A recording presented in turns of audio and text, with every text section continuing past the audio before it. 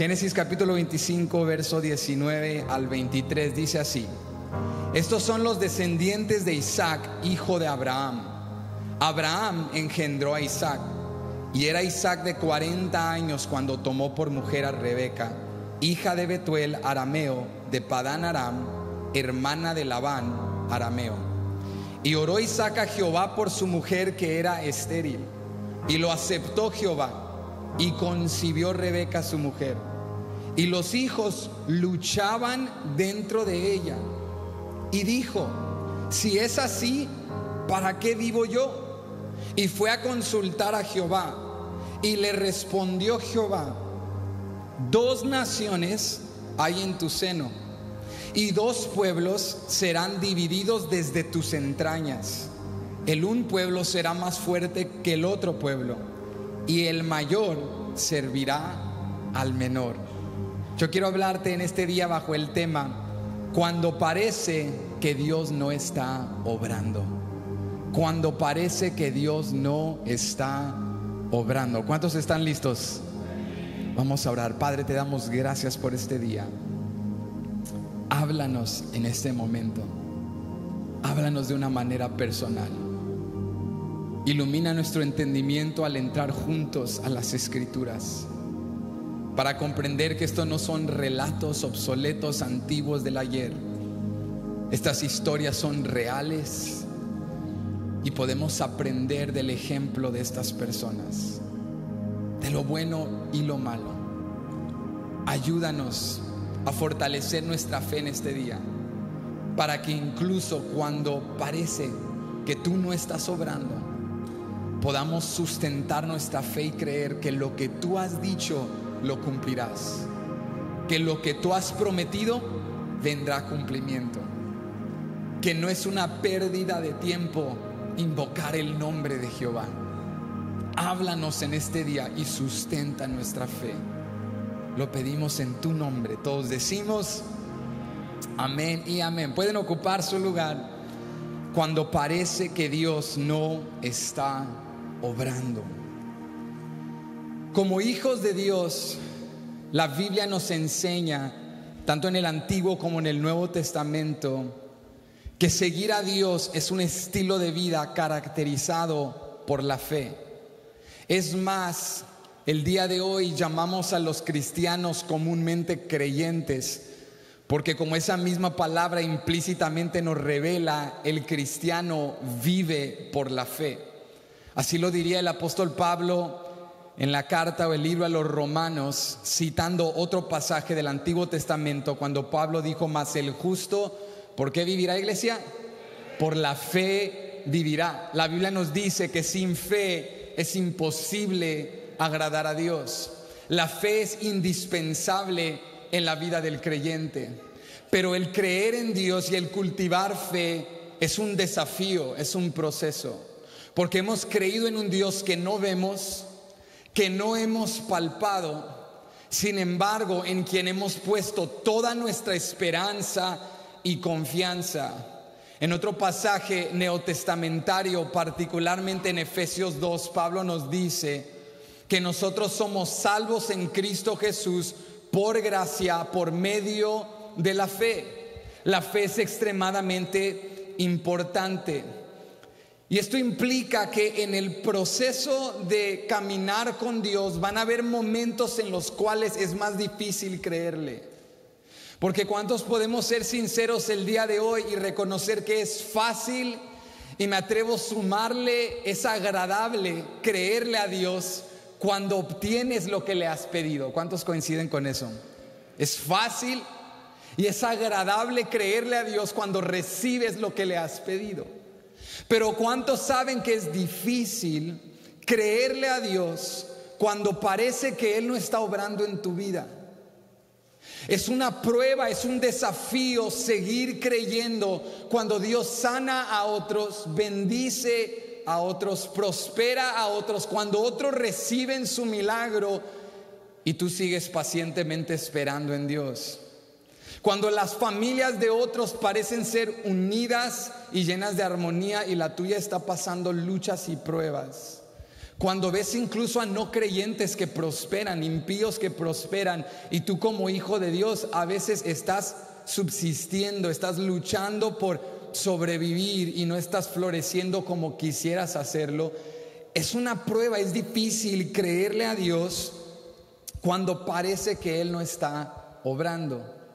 Y nuestra tendencia humana es que cuando parece que Dios no está obrando, podemos desesperarnos y decir, bueno, si Dios no obra, entonces voy a tener que obrar a mi favor. Si Dios no interviene, voy a tener que intervenir. Si Dios no hace algo, voy a tener que tomar cartas en el asunto y abogar por mí mismo. Y cuando entramos a medio del camino de la historia de Génesis, nos encontramos con la vida de un hombre llamado Jacob, que justo estaba en este desafío de creer una promesa que Dios había decretado sobre su vida incluso antes de su nacimiento, pero que él no estaba viendo en cumplimiento. Y Jacob tenía este desafío de esperar en Dios o de obrar por su cuenta cuando parece que Dios no está obrando. Y hay algo que me encanta de la vida de Jacob, que Jacob fue un vencedor pero a golpes. Fue un vencedor cometiendo errores, fue un vencedor por medio de un proceso. Y esto me anima, por lo menos a mí en lo personal, y espero que te anime a ti, porque si la historia de Jacob fuese la historia de un hombre que nunca dudó y nunca fue impulsivo y nunca se precipitó y nunca cometió errores, quedaríamos muy desanimados. Pero déjame decirte que Jacob era igual de caído como lo somos tú y yo. Jacob fue un hombre imperfecto. Jacob, su historia es una historia de altibajos. Tuvo cosas buenas de las cuales podemos aprender y cometió grandes errores de los cuales también podemos aprender. Nos da ejemplo de qué hacer y mucho ejemplo de qué no hacer. Y en su historia y en la historia de su padre y en la historia de su abuelo, la Biblia nos enseña que Dios usa a gente imperfecta. Si tú estás aquí este día y estás desanimado porque crees que por tu pasado, por tu trasfondo, por lo que ahorita estás viviendo, te excluyes y dices, Dios a mí no me puede usar, déjame animarte el día de hoy. Si Dios usó a Abraham, a Isaac y a Jacob, Dios te puede usar a ti y Dios me puede usar a mí. Porque Dios es el Dios que usa a gente imperfecta. Y este Jacob, que comenzó siendo un engañador y un manipulador y un hombre que luchaba por su cuenta, se convirtió en un gran progenitor y llegó a ser el patriarca que engendró a las 12 tribus de Israel. ¿Cuántos creen que Dios puede cambiar historias? Que Dios toma cosas rotas y las restaura.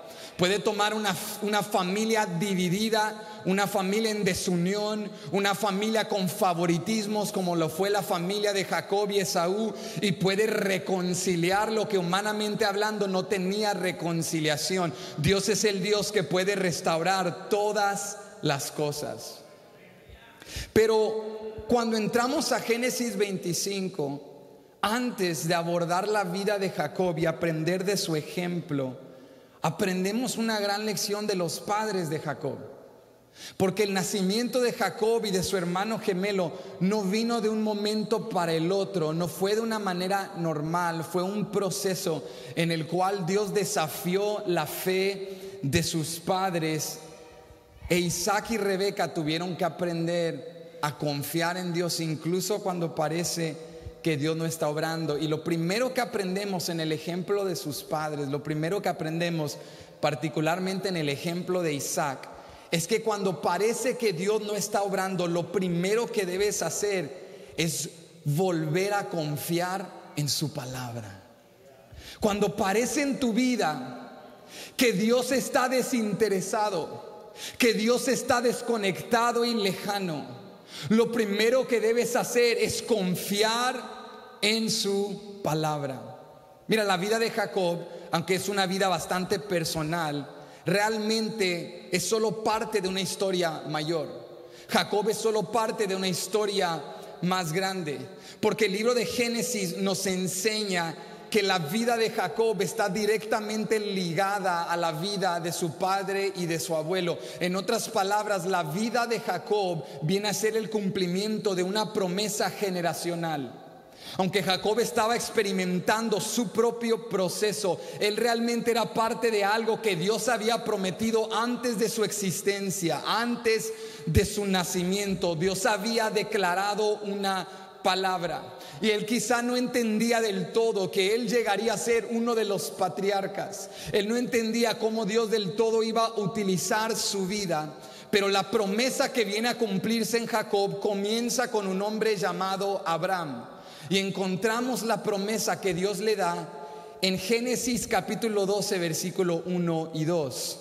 Y mientras tú vas buscando eso, Génesis 12, 1 al 2, déjame contarte un poquito de Abraham, porque antes de ser el padre de una gran nación, antes de ser conocido como el padre de la fe, Abraham era simplemente un nómada, era un forastero, era un hombre que vivía en tiendas, un hombre que no tenía riqueza, que no sabemos todo su trasfondo, pero sí sabemos que él no tenía nada que ofrecerle a Dios.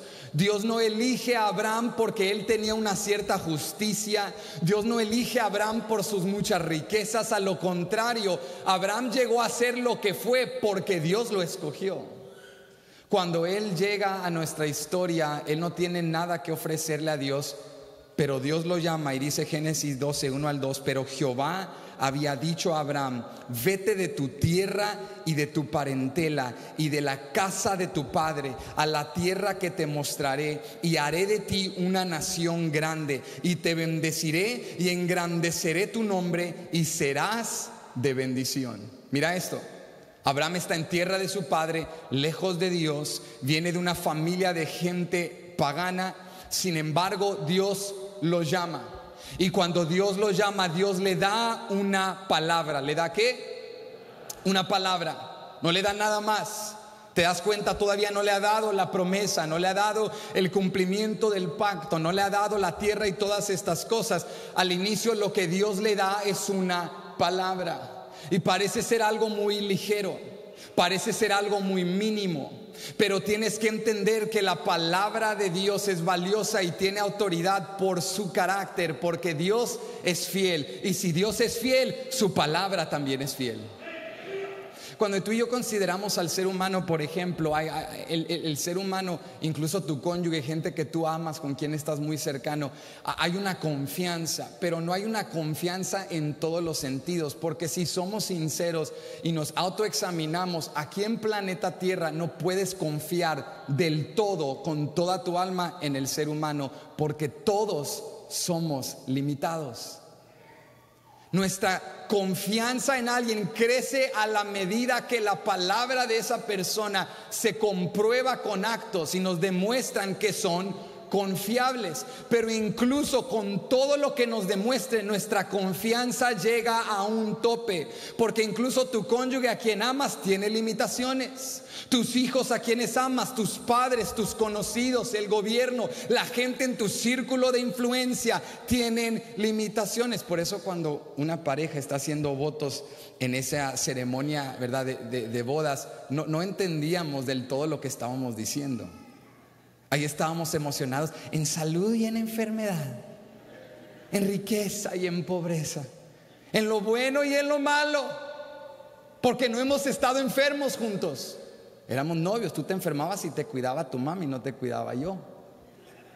Estábamos en lo bueno, lo malo no lo lidiábamos juntos en todos los sentidos. Nos conocíamos hasta cierto punto, pero luego empieza el matrimonio y con lo bueno sale también lo malo. Y con la salud vienen también enfermedades. Y con la bendición y la prosperidad a veces también escasez y necesidad. Y es ahí donde nos damos cuenta, esta persona a quien amo, a quien hice votos hermosos ante Dios y mi familia, no me puede satisfacer del todo, no me puede llenar del todo. Mis hijos no me pueden llenar, mis padres no me pueden satisfacer del todo. El único que es plenamente confiable se llama Jehová.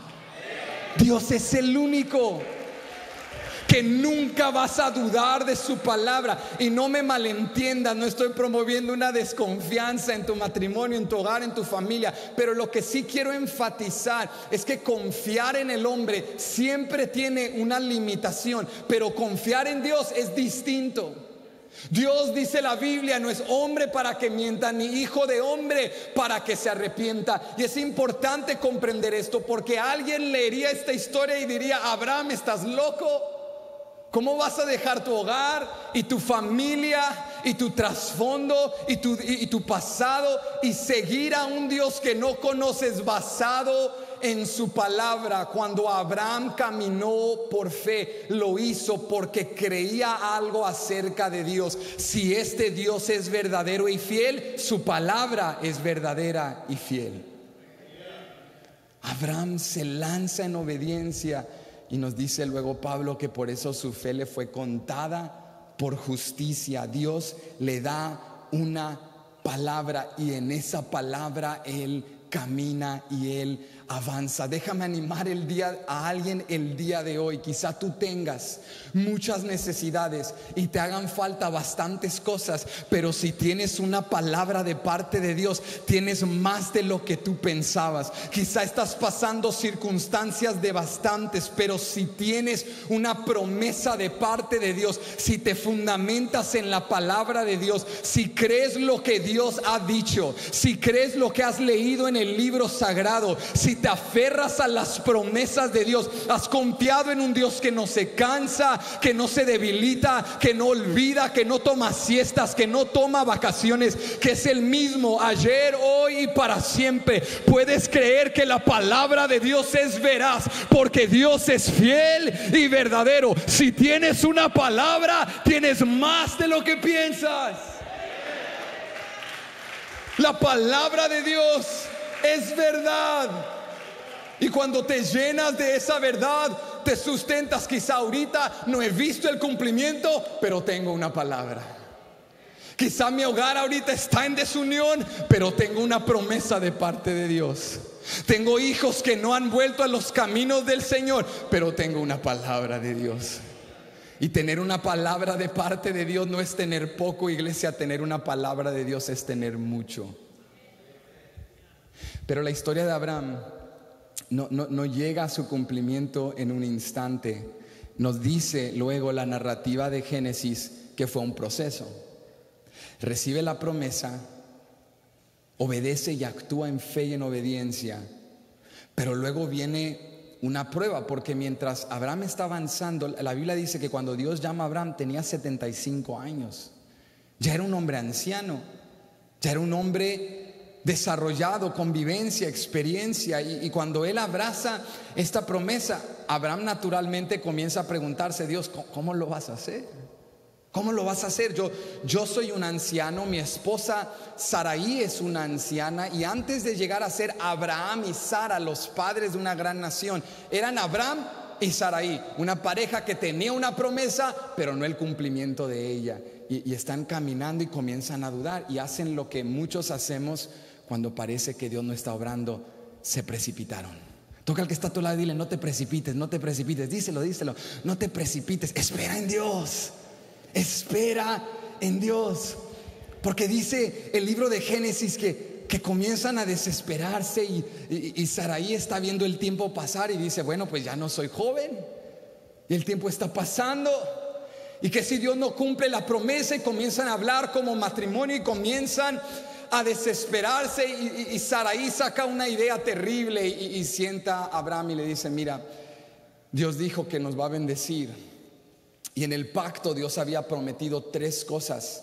En el pacto abrahámico le dijo a Abraham: te daré una tierra, te daré una descendencia numerosa y te haré una gran nación, que por medio de ti bendeciré al mundo. Esas eran los 3 componentes del pacto abrahámico: te daré una tierra, te daré una descendencia numerosa y te daré una gran nación, y por medio de ti bendeciré al mundo. Abraham escucha eso, lo recibe, pero está viendo su realidad y dice: no tengo tierra, no tengo hijos, mi esposa es estéril, somos ancianos, ¿cómo va a suceder esto?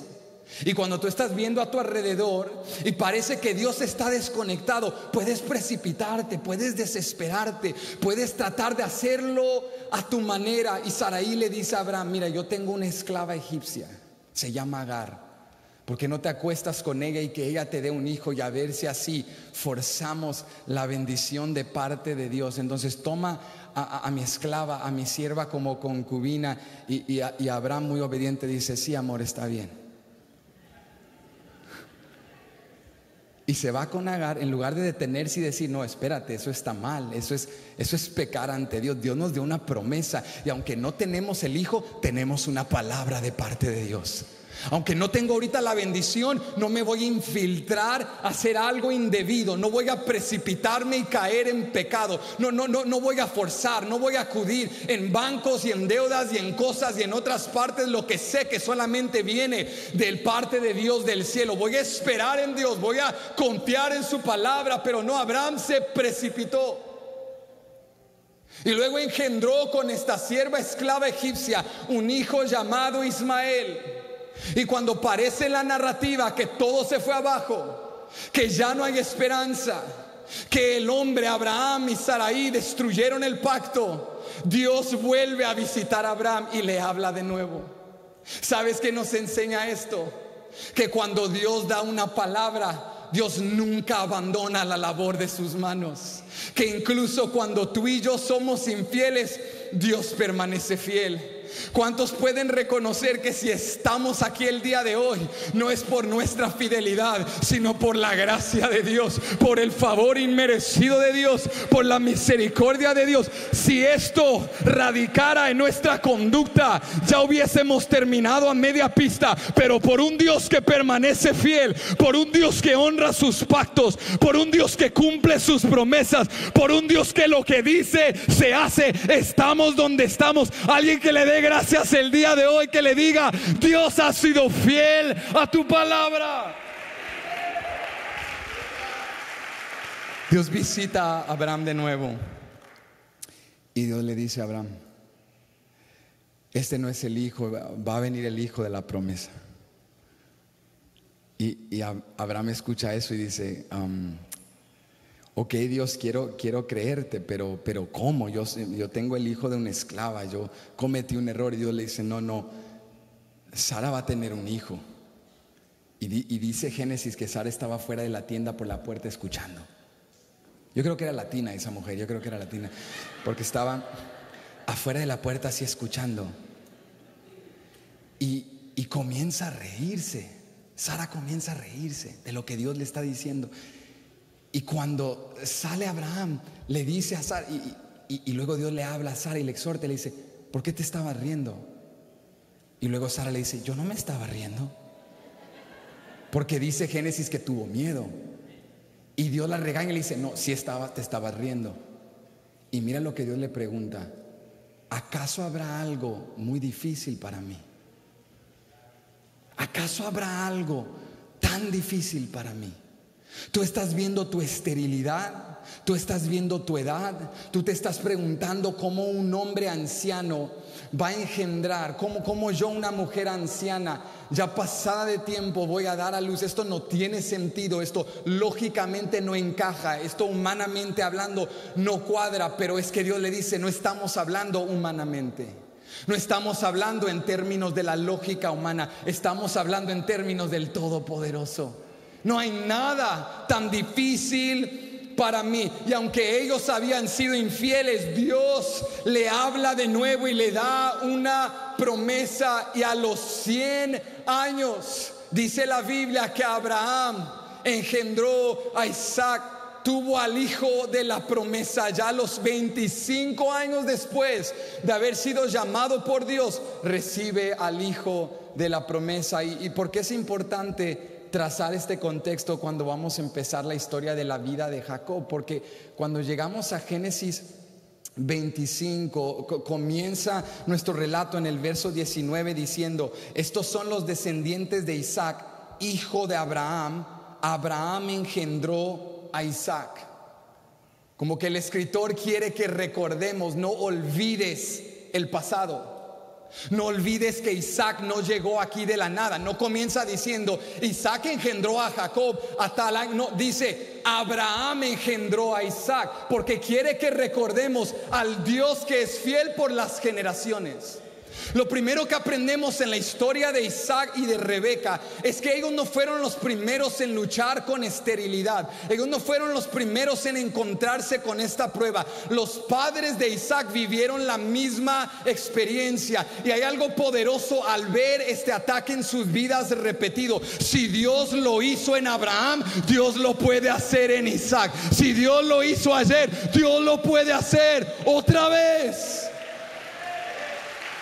Lo primero que aprendemos es que cuando parece que Dios no está obrando, confía en su palabra. Pero Moisés, el escritor, nos dice en el verso 19, en segundo lugar, tienes que recordar la fidelidad de Dios. Dios fue fiel con Abraham. Dios fue fiel con Sara. Entonces Dios será fiel con Isaac y Rebeca también. Él no cambia. Y esta es la actitud que tomó Isaac.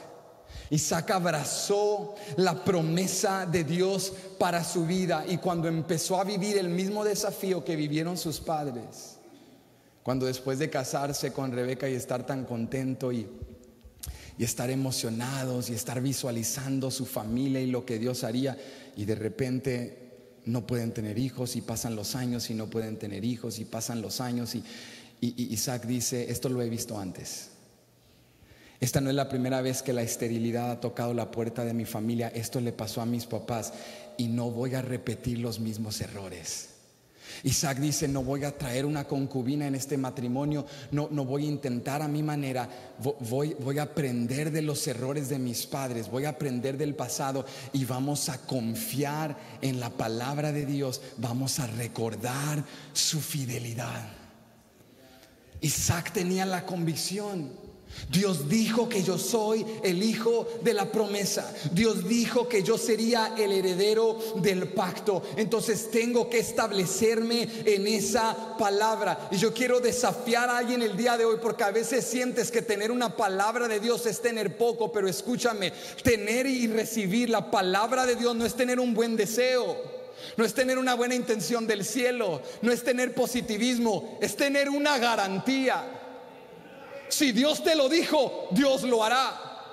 Si Dios lo declaró, Dios lo traerá a cumplimiento. Y la pregunta es: ¿por qué confiamos tanto en la palabra de Dios? ¿Sabes por qué? Porque su palabra está ligada a su carácter. Y Dios nunca ha fallado. Dios siempre hace lo que dice. Y si su carácter es fiel, ayúdenme, su palabra es fiel. Y si su carácter es el todopoderoso, en su palabra hay poder. Por eso puedes anclarte en la palabra de Dios, porque su palabra corresponde a su carácter. En otras palabras, la veracidad de la palabra de Dios está ligada a su naturaleza. Creemos que Dios hará lo que dice que hará, porque Dios es inmutable, porque Dios nunca cambia, porque Dios todo lo que dijo que haría lo hizo. Por lo tanto, creo que todo lo que ha dicho de mí lo hará también.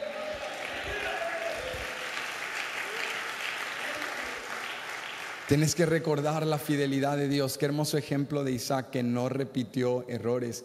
Y Isaac dijo: no, yo sé lo que Dios hizo en mis padres y creo que lo puede hacer hoy. Escúchame, el dolor del presente tiene la tendencia de opacar las memorias de las bendiciones del ayer. Cuando estás viviendo algo difícil, los sentimientos encontrados a veces son tan abrumadores y tan potentes que olvidamos las bendiciones del ayer. Y uno de los ejercicios más bellos que puedes hacer, que el ejercicio está interconectado, entrelazado en este verso 19. Si no sabes hacer el ejercicio, el escritor ya lo hizo por nosotros. Nos dice: recuerda a Isaac, el hijo de Abraham. Recuerda a Abraham, porque en ese proceso de detenerte y hacer memoria de lo que Dios ha hecho, tus sentimientos cambian.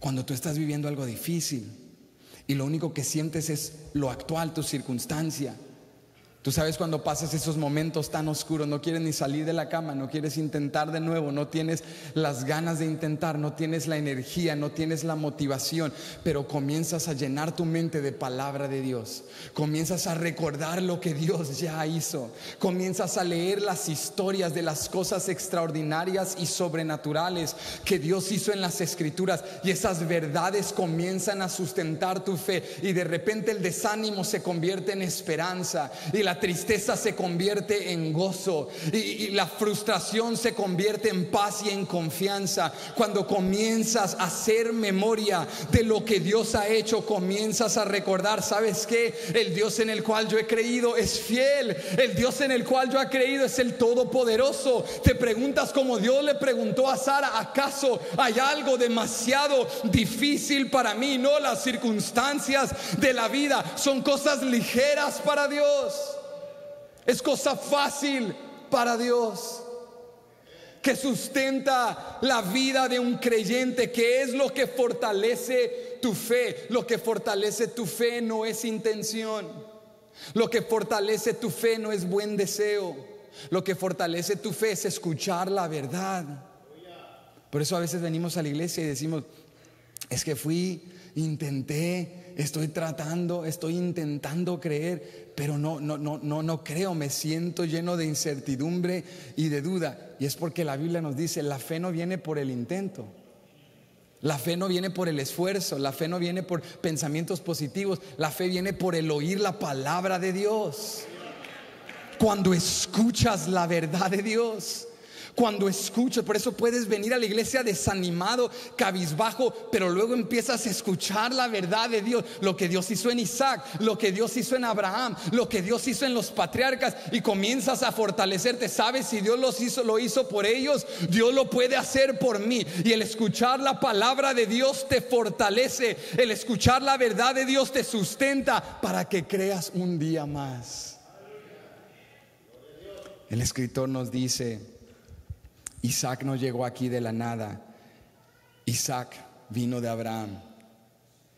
Isaac fue un milagro también. Y si Dios lo hizo en Abraham, Dios lo puede hacer en Isaac. Isaac está anclado en esta palabra. Él sabe lo que Dios hizo. Él cree lo que Dios ha dicho acerca de él, lo que Dios ha prometido hacer en su vida. Y mira el resultado cuando tú confías en la palabra de Dios.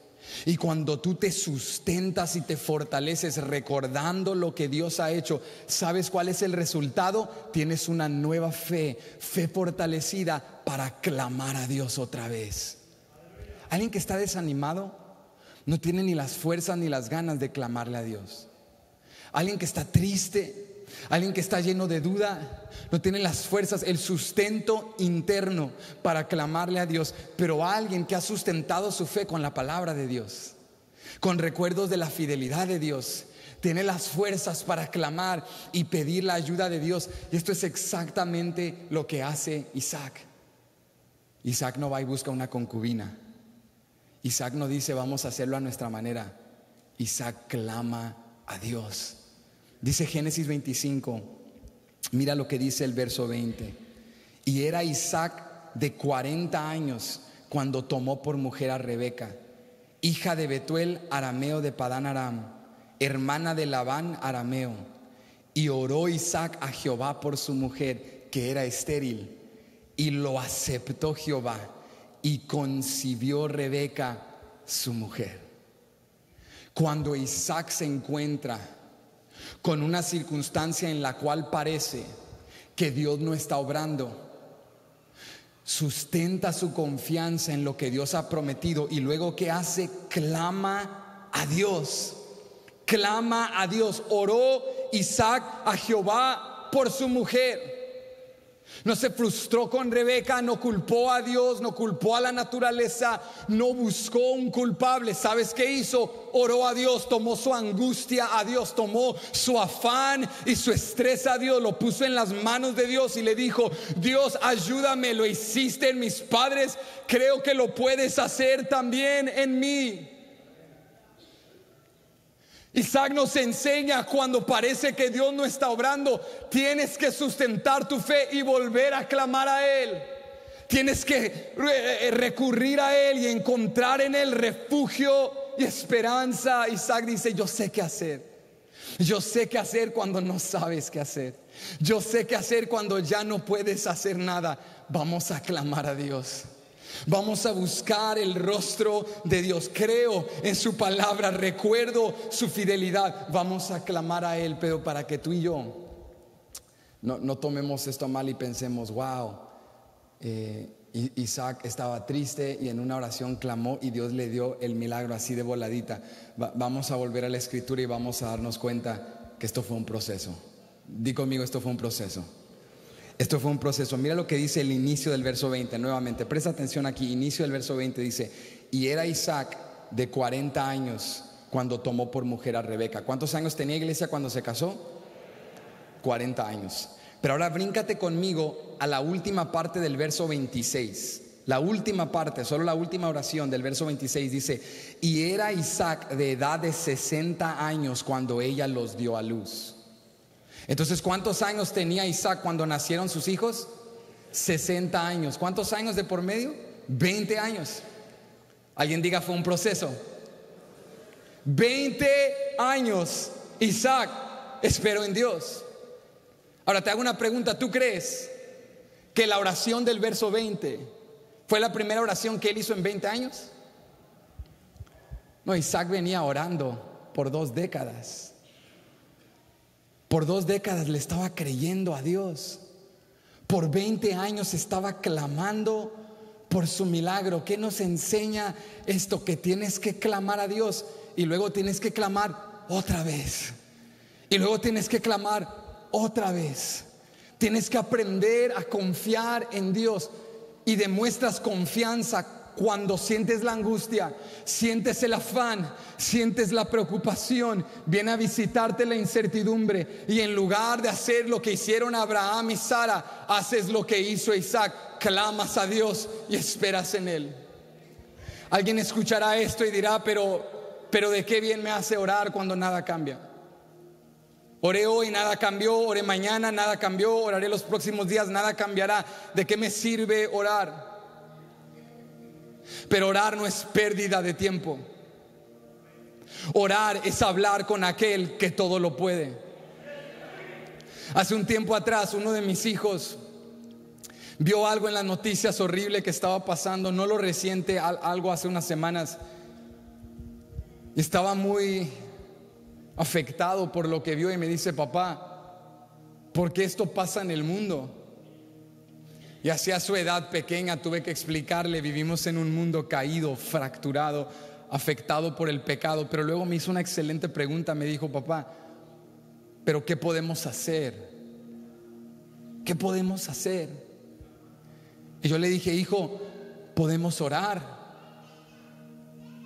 Y me miró así como que mi respuesta no lo convenció y me dice: sí, pero ¿qué más podemos hacer? Como diciendo: ¿qué poder tiene la oración? Y cuando vi que la plática estaba profundizando, entonces lo senté y dejé de hacer lo que estaba haciendo y lo miré a los ojos y le dije: escúchame, hay momentos en los cuales sí podemos hacer más.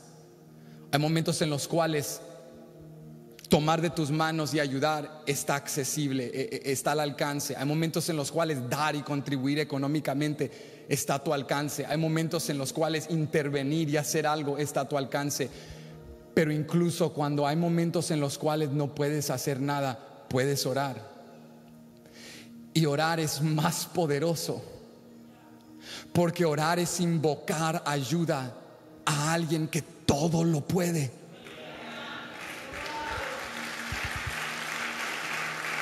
Le dije: hijo, nunca subestimes el poder de invocar el nombre de Jehová.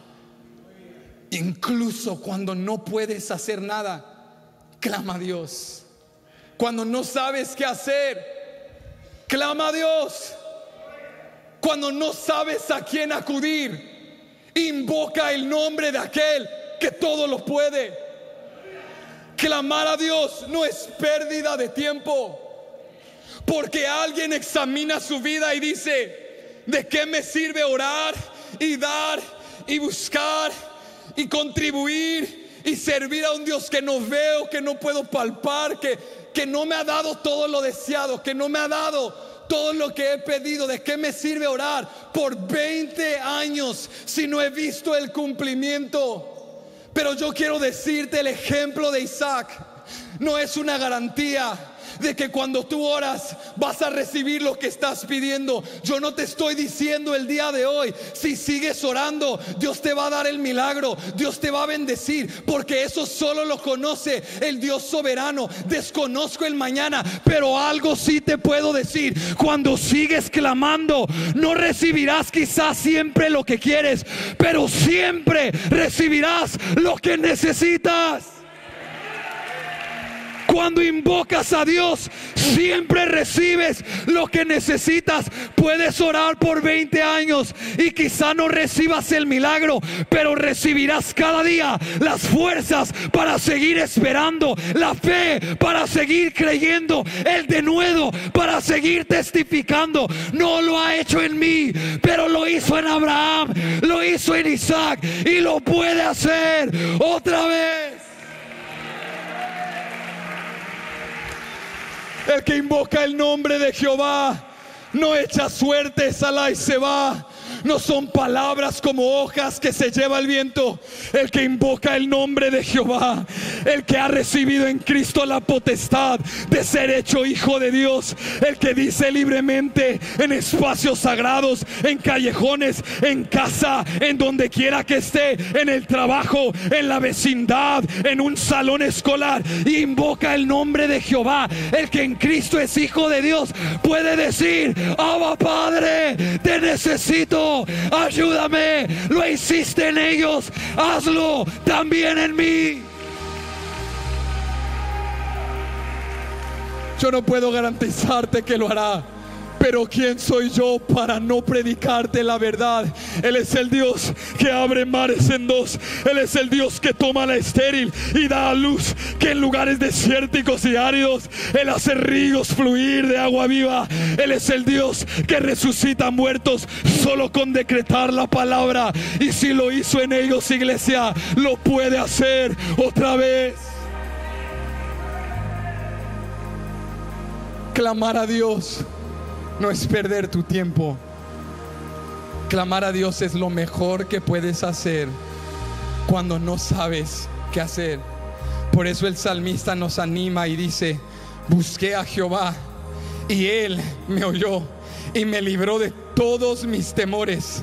Los que miraron a Él fueron alumbrados y sus rostros no fueron avergonzados. Este pobre clamó y le oyó Jehová y lo libró de todas sus angustias. El salmista nos dice: clama a Dios y recibirás siempre lo que necesitas. No serás avergonzado, tu rostro será alumbrado, tu circunstancia cambiará. Él será tu ayudador, Él será tu refugio, Él es tu pronto auxilio en las tribulaciones. Invoca el nombre de Dios. Isaac clama a Dios, iglesia. Y después de 20 largos años, después de esperar, Dios contesta la oración. Pero te quiero dejar con esto: cuando invocas el nombre de Dios, no siempre recibes lo que quieres, pero siempre recibes lo que necesitas. Rebeca pensaba que su experiencia de embarazo iba a ser quizá algo hermoso, como toda mujer que por primera vez se embaraza va a tener su primer hijo. Es una alegría, es un gozo. Pero para cada mujer la circunstancia es diferente. Por eso yo he aprendido algo después de que hemos tenido 4 hijos. He aprendido, a veces cuando escucho a mujeres hablar, veo mucha comparación. Y a veces hay mamás que dicen: ay, pues a mí no me dolió nada, yo no sentí nada. Y nos comparamos y a veces las mamás se presionan, se atacan. Pero yo he aprendido algo: cada circunstancia es diferente, cada experiencia es bastante personal. Y hay mujeres que su primera experiencia fue algo terrible, algo traumatizante, mucho dolor, depresión, quizá alguna enfermedad con la cual tuvieron que lidiar al mismo tiempo. Y si tú te has sentido así, no es que estabas loca, no es que fueses débil, es que es una realidad física, hormonal, sentimental.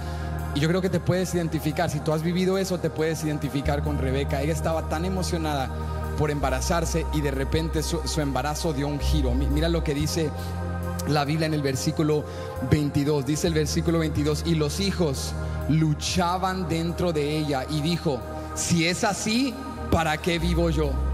¿Viste? Rebeca está tan emocionada y luego se embaraza y tiene gemelos. Ella no lo sabe todavía, tiene 2 niños en su vientre. Y estos niños dice que estaban luchando. ¿Cuántas hermanas recuerdan esas patadas? ¡Pah! Yo recuerdo que Chabeli me decía: mira, mira, y miraba el piecito así. Pero acá era algo anormal, era algo diferente.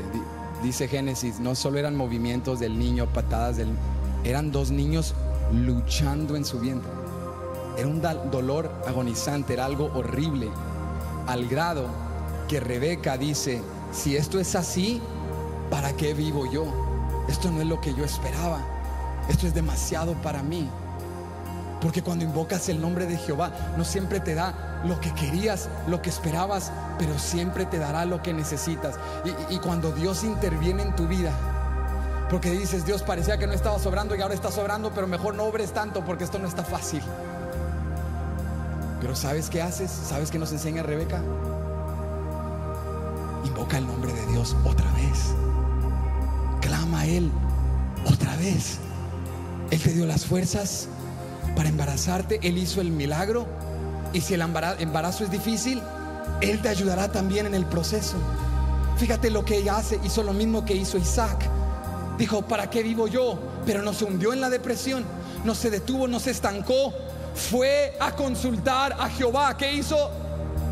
Fue a consultar a Jehová y Jehová le respondió y no le alivió el dolor, no le eliminó el dolor, pero sí le dijo el porqué del dolor. Mira lo que Dios le dice en el verso 23: 2 naciones hay en tu seno y 2 pueblos serán divididos desde tus entrañas. El un pueblo será más fuerte que el otro pueblo y el mayor servirá al menor. Dios le dice: lo que está ocurriendo en ti no es casualidad, hay un propósito. Hay 2 niños en tu vientre, uno será Jacob, el otro será Esaú. Uno representa a Israel, el otro a Edom. Hay 2 naciones dentro de ti. Esto es más grande que tu vida, Rebeca. Esto es parte de un pacto que yo establecí con Abraham y tú eres parte de la promesa también. Y sé que ahorita hay un poquito de dolor, pero cuando consultas a Dios, cuando invocas a Jehová, Él renueva tus fuerzas, Él renueva tu gozo, Él sustenta tu esperanza.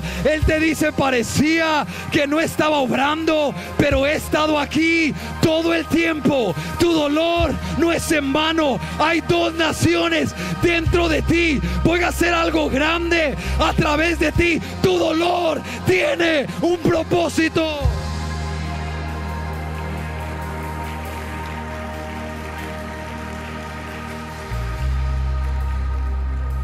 Te dejo con esto. Dios le dice algo extraordinario.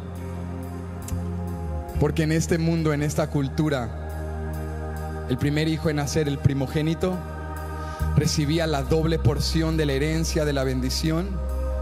Y luego también, cuando el padre ya partía o pasaba, ese hijo primogénito quedaba como cabeza sacerdote del hogar. Pero Dios le dice a Rebeca: voy a hacer algo confuso para el hombre, que para la sabiduría del hombre no tiene sentido, pero para demostrar que toda sabiduría viene de mí.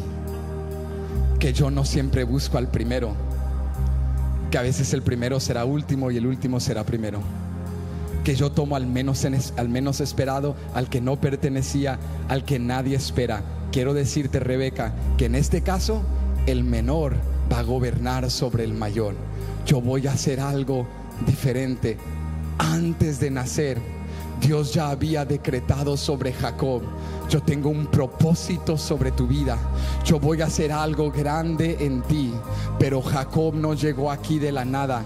Jacob fue el resultado de un padre y una madre que aprendieron a entender cuando parece que Dios no está obrando, cuando parece que nada en tu vida es favorable, confía en la palabra de Dios, recuerda su fidelidad y sigue clamando a Él e invocando su nombre, y Él te dará no siempre lo que quieres, pero te dará siempre lo que necesitas. Alguien que se ponga de pie en este día.